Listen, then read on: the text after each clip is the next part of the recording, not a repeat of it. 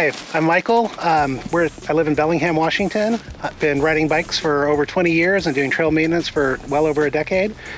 We are certified sawyers from the Department of Natural Resources to do work on our local areas through our local advocacy group. Hi, my name is Leigh, and I've also been riding mountain bikes since the late 1990s. I'm also a certified sawyer here on our local mountain here on Galbraith, and I am also a professional chainsaw carver. We're here today to help demonstrate what are some of the tools and some of the things that you might come across when working on a trail day when there's going to be power tools such as chainsaws, weed whackers, and blowers, any other gas-powered tool equipment. This mountain that we do trail maintenance on, it is a working forest, and so a lot of times you'll find that there's a lot of clear cuts and there's a lot of wind exposure that comes through, and so we find that there's a lot of trees that fall throughout the year, and what we do is we go through and we make sure that the trails are open and ready for people to enjoy.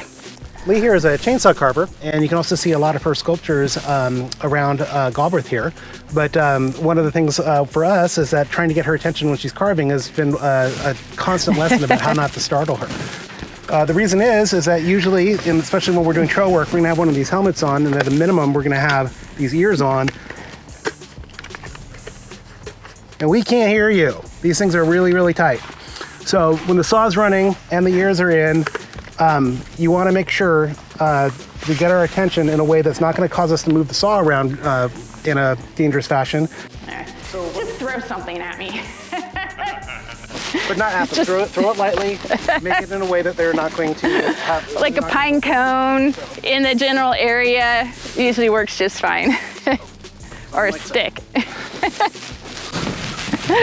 And then please don't come into the area until you've made eye contact with the sawyer and that you're on the same page about what's going on. The other saws you might see out there that people use, you'll find that most sawyers enjoy using a smaller saw in the mountain bike world because most of the things that we have to cut down are well within the scope of this, and this is a lot easier to put into a backpack than getting that out into a trail. This one here I love because it's super light, just came out. A lot of people are going to be using electric saws, which is nice because the noise is less and they are quite powerful compared to how they used to be. You still want to treat the electric saws. There's kind of a misunderstanding, and a lot of people think that the electric saws, you don't need to have as much protective gear because when the electric saw stops, it stops immediately. When you turn off your gas saw, there's still going to be some motion a lot of time. So a lot of people think, oh, okay, that's not quite as dangerous. The electric saws are just as dangerous. You do have to wear the same amount of personal protection equipment, and you do want to be very careful around those as well. Speaking of PPE, you'll find that your sawyers have to wear certain things within their certification. And just to let you know a little bit what they are if you're out there, they never hurt to have. Even if you're not operating the tools, some of these items will be good for you to know. We're going to start with boots. Everybody should be wearing boots on a work day. Leather boots are definitely the preferred type of boot. And if you are going to be working on something where you have the risk of something falling on your feet, steel-toed boots are definitely recommended. Although they're not always the easiest to walk in. Yes. But hiking boots are definitely good to wear. They do get better as you wear them more. Yeah. Next we're going to talk about the leg area, which there's two different options generally. One is chaps, which most people will use. They're a little bit more affordable than the second option. However, they don't fit everybody equally. So if you can, another good option are the chainsaw pants. There's different levels of the chainsaw pants with different levels of protection, but you do want to buy one that has the same certification level as the chaps. So the chaps are, you see something like this right here. They're intended to go wrap around, and then they wrap around your legs, and then you buckle them in. You want to make sure that they come down to your ankle. You don't want to have your chaps like up here or have them so long that you're stepping on them. I personally found that the chaps didn't fit me quite as well, and they would constantly kind of move around and maybe exposing some areas that you wouldn't want to get exposed. So I also do enjoy using these pants. This pants right here is a Class C, so that means it's got the protection all the way up like you would get from a pair of chaps, but it also has the protection in the back as well. What I like about this when I'm working out on the trails and we're digging around in the forest is that it doesn't have all these things that can get caught on stuff or unclasped. So I do prefer these, but like what Michael said, they are a little bit more expensive. So if you don't spend a lot of time doing this type of work, chaps might be the right thing for you. Next, we're going to go up to the upper body area. We want to make sure that we're wearing long sleeves at all time. And this is true for basically anybody in the work party, because especially if we're doing saw work, branches might be falling down, you might be moving things that have a lot of prickly things, so long sleeves are always recommended. Keep in mind too that when we start doing this, usually we're moving around a lot and we get hot pretty quick. So if you plan to delayer, make sure you're wearing 2 layers of long sleeve.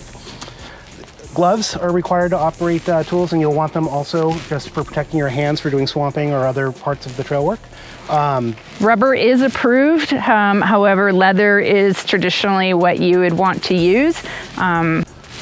The rubber ones are nice because they work well with temperature and they are very cheap comparatively, but the leather ones are better in terms of protection. Yep. Next, we're going to go to eyewear. We want some glasses that have the bend on them so that material can't come around and get in your eyes while you're operating. Actual safety glasses are probably a better option that have the actual like enclosure on the side. But if you have a helmet, we're going to be operating with the screen too, which you can technically work without glasses, but it's generally not recommended. It is possible for material to still go through the screen. The helmet obviously should be worn if you're operating any power tools, and we'll have the ears activated, so again, you won't be able to hear you. When you get to a dig day that involves power tools, such as a chainsaw, you want to make sure that you start out the day by having a discussion, a safety discussion. There's some things that you want to make sure that is talked about at your dig team. Number one is you want to make sure that talk about where the first aid kit is and who has the first aid kit. They want to talk about the area where you're going to be doing the saw work. When you talk about the area in the saw work, you want to make sure that everybody is very aware of what is going to be, what trees are going to be removed or what the actual plan is. So when they start to talk about the plan, you want to make sure that when they take a look at the tree, they want to make an assessment of the tree and what it is that they're going to do. So if there's going to be some bucking and some limbing that's going to happen, and if there's anything that's going to be under load, so there could be a potential dangerous situation where a tree might make some unexpected movements, that information wants to be called out. We want to know if something should happen, is there anybody on the team that has any special skills? So if you happen to have a nurse with you or somebody who is a doctor, it's good to know those skill sets and if they are available. If you come into a trail day and the plan isn't discussed and there isn't any discussion about safety and about people's roles, responsibility, who's doing what, where the first aid kit is, then you might want to kind of second guess whether or not this is a good dig day for you to join. If you're not comfortable with anything that you're working on, please feel to walk away from it. Yes. And if it looks like the sawyer is working on something, and if they don't have a plan, or if it just looks like it might be a dangerous situation, definitely it's something where you would want to speak up and, say something. Even after we've had our plan, sometimes you can develop a saw plan, you can have your communication, and even with that, the plan can just be wrong. Every sawyer has an incident where you looked at something that was loaded and it really didn't go as expected. I had one time where I had a double load and I had everything set to go a certain way that I thought it was, and instead it came and stopped 2 inches from my chest after all the planning. So please keep in mind that things can go wrong and that you want to make sure that you're in a position to not get hurt should it go wrong. So especially around here, the way that the trees a lot of times do end up falling because of the fact that, this has been clear cut or it's been thinned, and we do have a lot of wind here. When Michael's referencing load, what he's talking about is when trees actually fall down across the trail and maybe they're wedged in between some other trees, and so there's a lot of tension or compression or binding on the tree. So when the sawyer goes in and makes the cuts and they start to relieve the pressure, the tree will sometimes react in a way that you're not expecting, or you are expecting it to make a movement. So you want to be aware and make sure that you're not within the zone that the tree is going to make any type of movement. Some other tools you might expect to see on a dig day that the sawyer might be using are wedges, and you might be asked to go get these. This happens, unfortunately, when we get our chainsaw stuck. We'll definitely need these as well. Hopefully that doesn't happen too often. We'll have a scrunch. Scrunch, it's a wrench and a screwdriver. But we'll use this to basically take the covers off of the chainsaws to be able to change the chains. Unfortunately, with trail work, it's not uncommon that we have to do a fair amount of sharpening or changing of the chains, because it's pretty easy to put the chain in the dirt doing this type of work. Sharp chain is important. If we get our chainsaw stuck, we'll be embarrassed, but we'll also need to get it out. So if we don't have a second chainsaw, often we'll need to have an axe with us or some sort of hatchet to be able to cut it out. So you might be asking an axe. So one of the roles that somebody who's new to a team that's working with the chainsaw is you might be asked to be a swamper. And a swamper is an assistant to the sawyer, and that person follows the sawyer and actually removes branches out of the way after they've been cut. One of the things you want to make sure is that you keep a good, clear, safe distance from the sawyer. It's, I know, because you're trying to clear the area for the sawyer, so a lot of times you'll want to get in and grab it the second that limb has fallen. So if you're being a swamper, you want to make sure and just give plenty of distance to the sawyer. It's also not uncommon that the thing that you're swamping might be a little longer or a bit under other things more than you think it is, and you could actually disrupt the footing of the sawyer if you're grabbing things before they're ready. So talk to the sawyer about the plan and what the sawyer is hoping for you to do as the swamper. And can't emphasize eye contact enough. Make eye contact with your sawyer before you take an action. The other tool that you might be using a lot on power tool days is the weed whacker. And the first thing to draw your attention to is that these are not like the weed whackers at home. You can see that the blade has been switched out to these really intense blades that are often quite sharp. So this is not something you want to be around when they're running. So you want to give your worker a lot of distance, and you might actually be running these because you don't need a certification to run these on trail days typically. Again, please check with your local organization and landowners about what's allowed. Tool also has a large radius that the operator can use, which can cause a problem when bike riders come upon the operator because they think they can just go by. And it's not uncommon for the operator to suddenly move the tool across the trail. So we want to make sure that people either get off their bikes and make contact with the operator, and they don't pass until the tool has been stopped. Something to know about the tool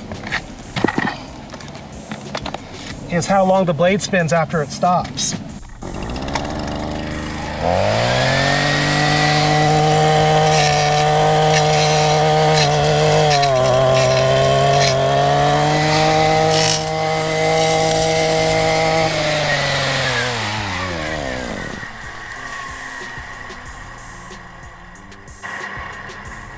So that's a good 10 seconds sometimes before the blade comes to a stop.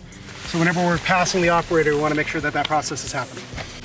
So you might want to ask, hey, can I bring my trail dog on this trail day that's running saws?